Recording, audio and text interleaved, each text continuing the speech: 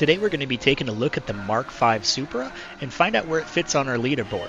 We're also going to get an idea of where it came from and see if it's truly deserving of the Supra nameplate. When Toyota announced the return of the Supra, a name revered by car enthusiasts and performance junkies alike, the automotive world held its breath. Even though the Mark V Supra was originally introduced in 2019, today we're going to be taking a closer look at the GR Supra RZ from 2020 and the engine swap that GT7 allows for it. The GR Supra RZ was introduced as part of the 5th generation A90 Supra and had a lot to live up to, with its predecessors, particularly the A80 Supra from the 1990s, achieving cult status for their tunability and performance. Expectations were sky high. The GR Supra did not just meet these expectations, it carved out its own place in automotive history as a modern sports car that honors its heritage while embracing cutting-edge technology and engineering. One of the most controversial and talked about aspects of the GR Supra is its collaboration with BMW. The car shares its platform, engine, and much of its engineering with the BMW Z4, sparking debates on whether or not the new Supra is truly a Toyota. However, this collaboration allowed Toyota to leverage BMW's expertise in high-performance engineering, particularly their prowess in turbocharged inline six-cylinder engines. In turn, Toyota was able to focus on fine-tuning the car to deliver the driving dynamics and the character that Supra fans expect. At the core of the Supra is a 3-liter turbocharged inline six-cylinder engine, a layout that echoes the iconic 2JZ engine of the A80 Supra.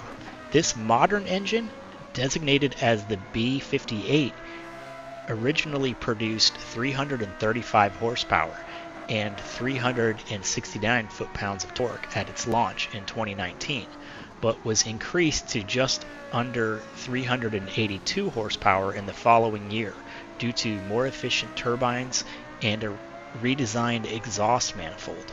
It's paired with an 8-speed automatic transmission that offers quick and smooth shifts, ensuring the car is always in the right gear for optimal performance.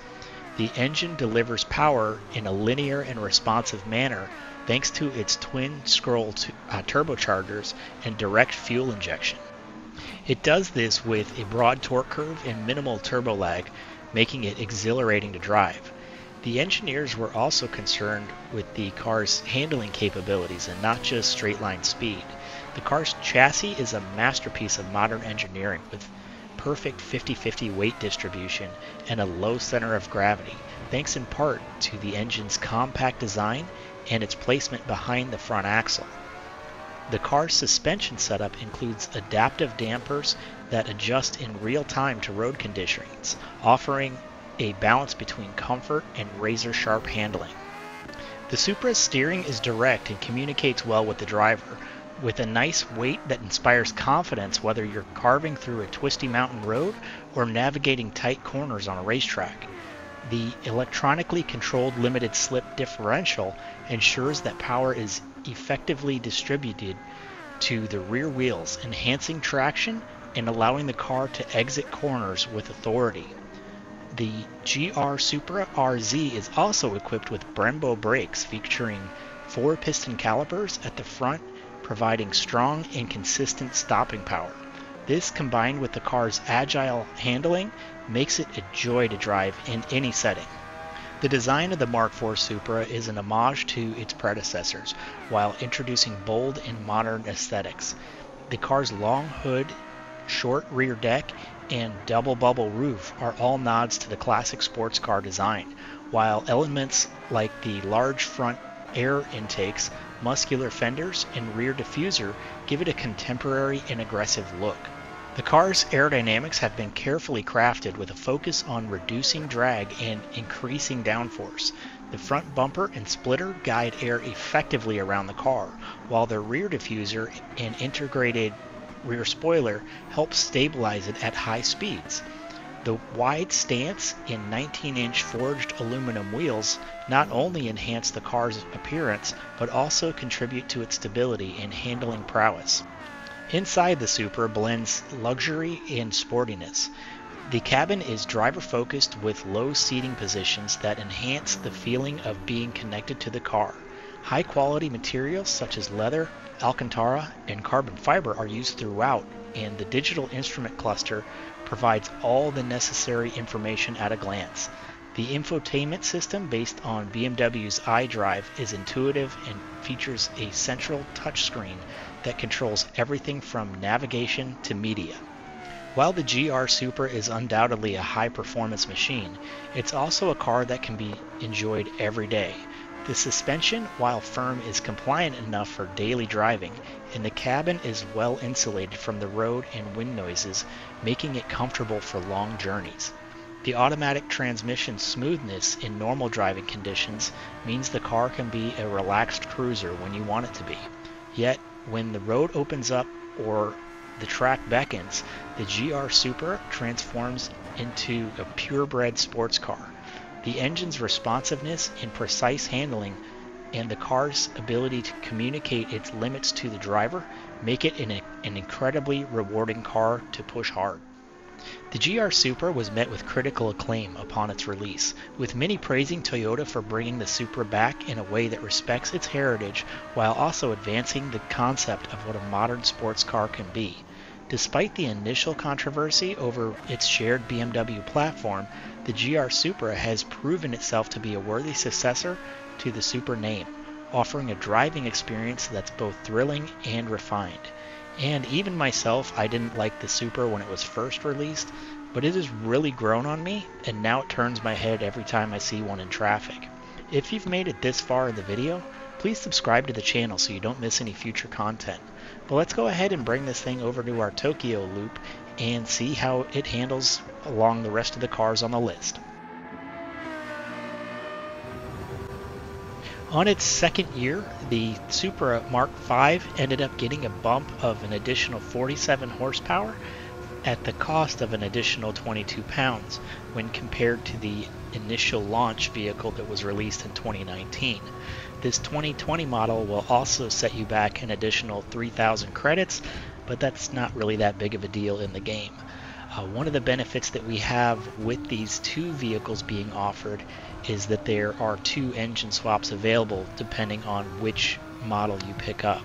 If you buy the 2019, you can swap in the 2JZ motor out of the Mark IV Supra, but if you buy this 2020 model, which we're testing today, you can actually swap in the engine out of the Lexus LFA, which is a completely different animal.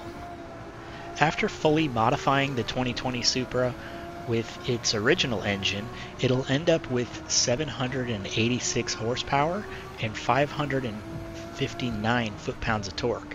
And the weight actually drops down to 2,496 pounds, making this an excellent track weapon. Although the Mark V Supra eventually received an optional manual transmission in limited quantities, the Gran Turismo examples both use automatics. If you do have a shifter and a clutch pedal on your rig, you can still use those. Just make sure to switch in the fully adjustable manual transmission in the parts shop. The Supra ends up being a little bit aggressive on fuel, with the vehicle running out of gas after about 4 laps in our current testing environment, and the tires end up showing how well balanced this car is, with about 25% being taken down at all 4 corners. We ended up crossing the line at 1 minute 51 seconds, .744, which put it right behind the C8 Corvette and just in front of the Countach with the engine swap. Let's go ahead and swap in the LFA motor and see how the Supra handles that.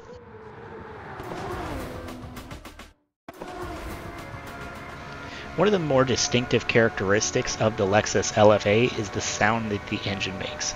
And this wasn't by accident. It was actually tuned by musical engineers from Yamaha. And although the soundtrack remains the same and is very beautiful, it feels a little out of place to me in this Supra. After fully building it, the engine remains naturally aspirated and ends up with 78 less horsepower, and almost 155 foot-pounds of torque are missing as well. Plus, you're not getting those turbo noises that we all equate with a Supra that would be found in the factory inline 6 option. The Supra ends up taking a weight penalty from this engine swap as well, adding an additional 46 pounds, which kind of makes you wonder what the point of this swap is at all. This does open up the Supra to participation in naturally aspirated races, but there are a lot of other choices, including the LFA, if you wanted to drive a different car.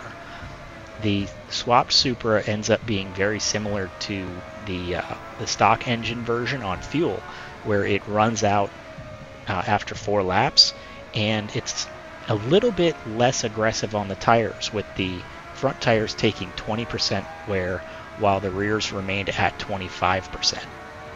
The swapped car should be a little bit more responsive to the throttle pedal as well without having to worry about the turbo lag, but it's not something that I really noticed while I was testing it. So it may be there, it may not.